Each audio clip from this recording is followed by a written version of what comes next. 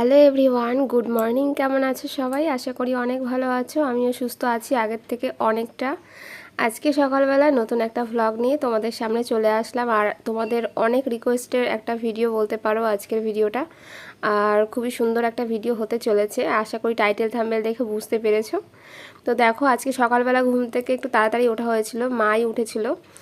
আর দেখো এখানটায় কিন্তু মা তোমাদের দাদাভাইয়ের জন্য খাবার রেডি করছিল। এখানটা দেখো একটা সবজি করেছে, মানে ঝিঙে আর আলু দিয়ে নিরামিষ সবজি একটা করেছে, আর এখানে রুটি করে দিচ্ছিল, আর ডিম ভাজা ছিল, আর ছিল ওখানে দুটো কলা। তো টিফিনটা রেডি করে দিয়েছিল। আজকে হচ্ছে গিয়ে মানে এই দিনের ভিডিও, মানে এটা শনিবার দিন আমার ভিডিও শ্যুট করা ছিল, তোমাদের দাদাভাই ডিউটিতে যাবে ওই কারণে। আর জানো যে শনিবার দিন কিন্তু রুটি নিয়েই যায়, তাড়াতাড়ি হয়ে যায় যেহেতু, ওই কারণে। আর তোমার দাদাভাই কালকে রাতে আমাদের এখানে ছিল, আমাদের বাড়িতে পুচকুসোনাকে দেখতে এসেছে ওই কারণে। তো আজকে আমাদের এখান থেকে ডিউটিতে যাচ্ছে, তো ভাবলাম যে চলো ভিডিওটা শেয়ার করা যাক। আর মাই কিন্তু উঠেছিল বলতে সারা রাত তো ঠিক করে ঘুম হয় না এখন বলতে পারো। তো আমি একটু একটু করে ঘুমানোর চেষ্টা করি, বাট ওই পুচকুসোনা যখন রাতের বেলা কাঁদে তখন কিন্তু সেই জেগেই যায়। আর মাই ওঠে বেশিরভাগই সবসময় মাই ওঠে, মাই রাখে, খাওয়ায় সব কিছু।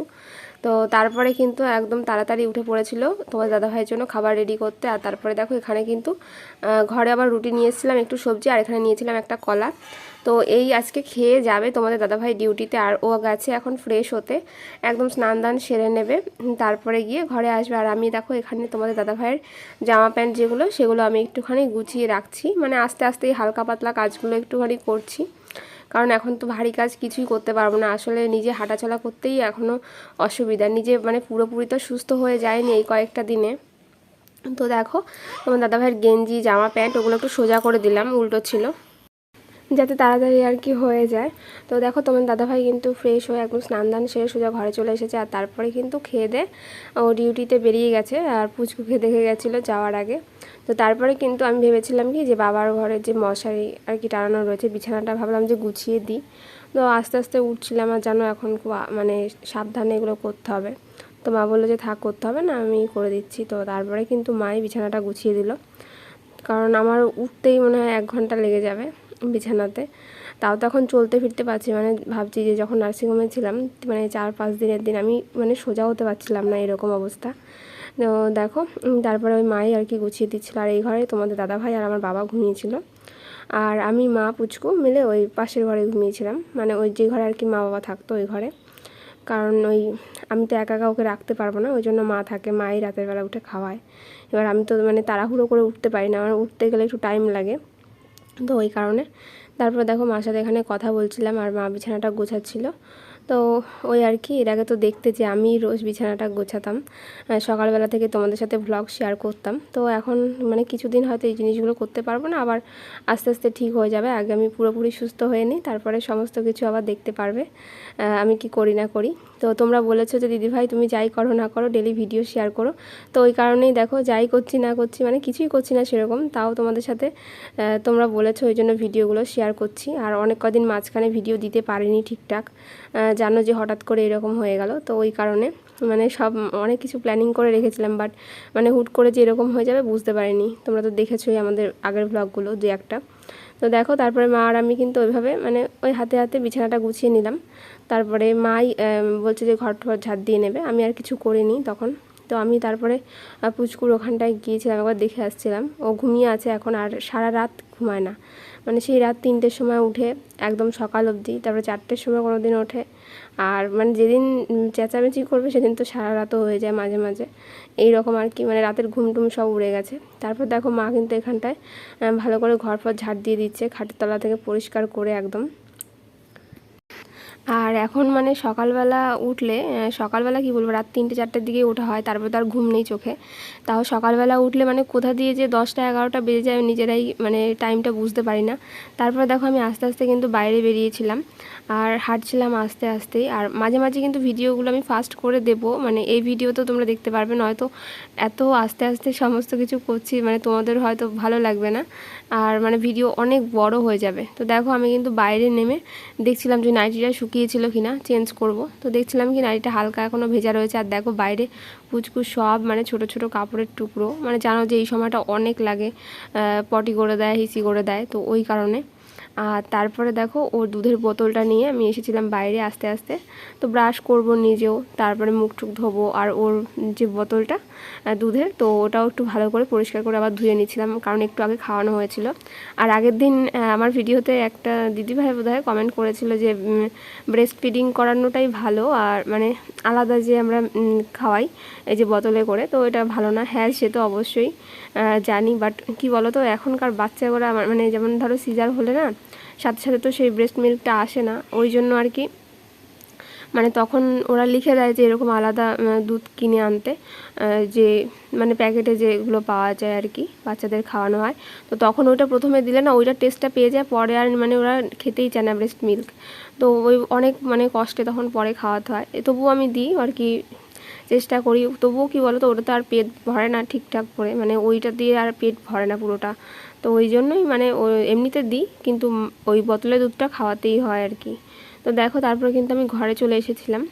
আর তারপর দেখো ওইখানটায় দিয়ে আমার হাত থেকে এটা পড়ে গেছে, আর আমি চুপচাপ আমি দেখছিলাম ওর দিকে তাকিয়ে, পুচকুর দিকে, যে উঠে গেল নাকি, শব্দ হয়েছে। তো ওই দেখো ওখানটা ও চুপচাপ কিন্তু ঘুমোচ্ছে, আর ঘুমোতে ঘুমোতে মানে একটু বাদেই উঠে গেছিলো। তো দেখো আমি নিচে ওটা আর কি আস্তে করে তুলে নিচ্ছিলাম।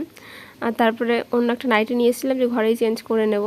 তো বাইরে এমনি ব্রাশ ফ্রাশ করে এসেছিলাম। তো দেখো বোতল, ওই যে ওর দুধের বোতল টোতল এগুলো ধুয়ে পরিষ্কার করে আবার রেখে দিচ্ছিলাম। আর মা গেছিলো ওইদিকে, তারপরে সকালে আমার জন্য খাবারটা তৈরি করতে, মানে মার এখন আর কি খুব চাপ হয়ে গেছে। যাই হোক, তারপর দেখো আমি মুখ টুক ভালো করে মুছে তারপরে ওই যে নাইটিটা নিয়ে এসেছি। তো ভাবছি যে নাইটিটা চেঞ্জ করে নিই, আর দেখো বলতে বলতে কিন্তু আমার চেঞ্জ করা হয়ে গেছে।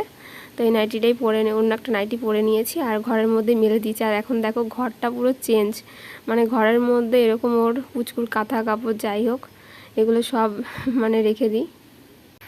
তারপর দেখো বন্ধুরা, আমি কিন্তু এখানে চুলগুলোকে খুলে নিচ্ছিলাম। কালকে রাতে বেনুনি করেছিলাম, আসলে একটা বেনুনি করে চুলে শুলে না এখন দেখি ঘাড়ে ব্যথা করে, মানে ঠিক মতো তো এপাশ ওপাশ হতে পারি না এখনও, তাই আর কি। তো তারপরে দেখো চুলের বেনুনিটা খুলে নিয়েছিলাম, আর আগের দিন একটু শ্যাম্পুও করে নিয়েছিলাম বাড়িতে এসে, তোমাদেরকে তো বলেছিলাম। তো দেখো চুলটা আঁচড়ে নিচ্ছিলাম, আর ওদিকে পুচকু কিন্তু একটু একটু নড়ছে, মানে ও ঘুম থেকে একটু উঠবে বোধহয়। ওই দেখো হাত পা নাড়াচ্ছে, আমি তাই ওর দিকে বারবার তাকাচ্ছিলাম, আর আমি চুলটা বাঁধছিলাম। তো মা সারা রাত জেগেছিল, ও কালকে অনেক রাতেই উঠেছে, মানে সারা রাত কোনো ঘুম ঠুম নেই।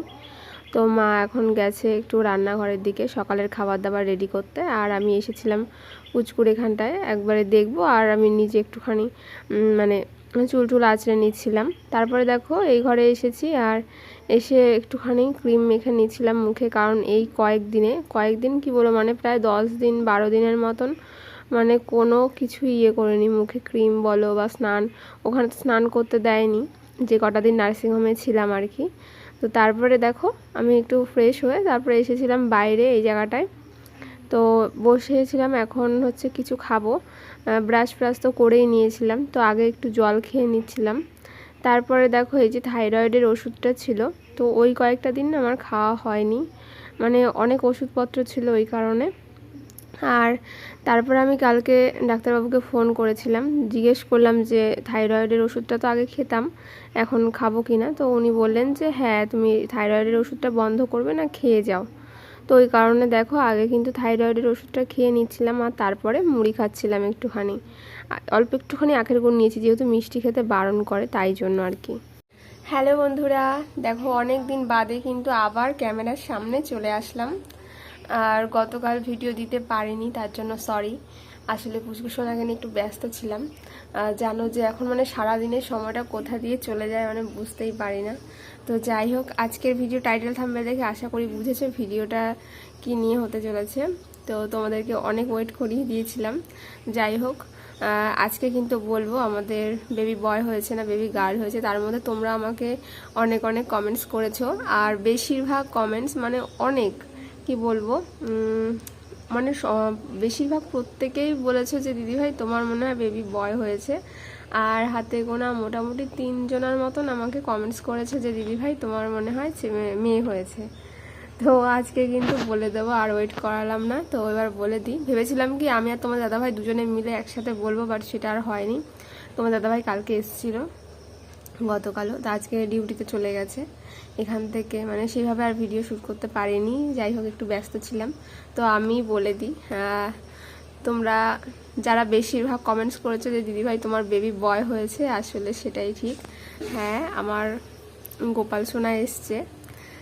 তো এটাই বলার যে আমার ছেলে হয়েছে, বেবি বয়। তো তোমরা ওকে আশীর্বাদ করো, ও যেন সব সময় সুস্থ থাকে, ভালো থাকে, এটাই বলবো। আমার আর কিচ্ছু চাওয়ার নেই। তো আজকে বলে দিলাম। আর এবার তোমাদেরকে বলি, বেবি বয় হয়েছে, তবে ওর এখনো বার্থ সার্টিফিকেট কিন্তু করা হয়নি। মানে আমরা যাব এই উইকসেই ভাবছি, মানে 2-3 দিন বাদে যাব, মানে যা যা করতে হয় আর কি। তো তার আগে তোমরা কিন্তু আমাকে কমেন্টস করে জানাও যে কি নাম রাখা যায়, ঠিক আছে? যদি আমার আর তোমার দাদা ভাইয়ের নাম মিলিয়ে যদি কোনো নাম রাখা যায় সেটাও কমেন্টস করতে পারো, বা এমনি যে কোনো মানে যদি ছোটোর মধ্যে হয় এরকম কোনো কিছু ইউনিক নাম যদি তোমাদের পছন্দ থাকে অবশ্যই কমেন্ট করে জানাও। বেবি বয়ের দেখি এবার কার নামটা রাখা যায়, বা শেষ পর্যন্ত কোন নামটা রাখা হয় আমাদের পুচকু সোনার জন্য। তাছাড়া তোমরা পুচকু সোনাকে এত এত ভালোবাসা আর আশীর্বাদ জানিয়েছো, তো তোমরাও কিছু কমেন্টস করো, দেখি তোমাদের পছন্দের নামগুলো অবশ্যই কিন্তু এই ভিডিওর নিচে কমেন্ট করে জানাবে, ঠিক আছে? তো এটাই বলার আজকের ভিডিওতে। আর এরপরে কিন্তু অনেক ভালো ভালো ভিডিও আসতে চলেছে, তোমরা অবশ্যই দেখো। আর কয়েকজন তো কমেন্টস করেছো যে দিদিভাই তুমি যেভাবেই থাকো না কেন এই সময়টা তুমি রেগুলার ভিডিও দাও, তোমার ভিডিওর অপেক্ষায় থাকি। অবশ্যই আমি চেষ্টা করব ভিডিও দেওয়ার। তবে হয়তো কি বলো তো, আগের মতো যেভাবে ভিডিও দিতাম মানে মানে তাড়াতাড়ি করে সমস্ত কিছু করে কাজবাজ, ওই রকমভাবে হয়তো সেভাবে তো পাচ্ছি না এখন ওভাবে চলাফেরা করতে। তবে যাই করছি না করছি তোমাদের সাথে কিন্তু শেয়ার করব, মানে আমার ইচ্ছে আছে রেগুলার ভিডিও শেয়ার করার। মাঝখানে অনেক কটা দিন ভিডিও আমি শেয়ার করতে পারিনি, আর আমার চোখ মুখের অবস্থা দেখো, না ঘুমিয়ে মানে রাতে একটুও ঘুম হচ্ছে না। তেমনি আমার মায়ের, মানে আমি তো তাও একটুখানি শুয়ে থাকি, মানে আমি বুঝতে পারছি যে পুচকু পাশে কান্না করছে, এবার মাই ওঠে মানে সব সময়, মানে সমস্ত কিছু ওর খাওয়ানো থেকে শুরু করে সবটা।